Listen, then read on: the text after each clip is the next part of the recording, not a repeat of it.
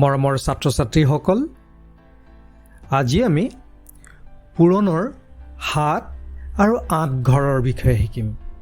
সাজুনে বাৰু?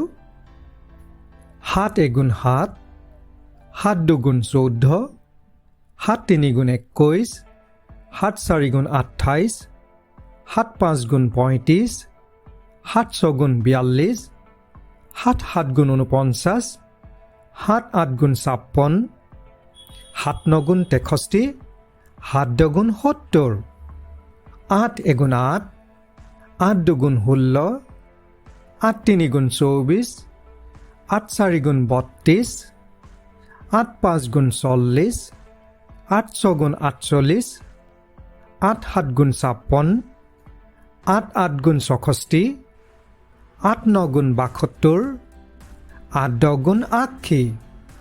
সুন্দৰ নহয়নে বাৰু? আহাচোন আমি এইবাৰ অলপ জোৰেৰে গাওঁ হওক। সাজুনে বাৰু?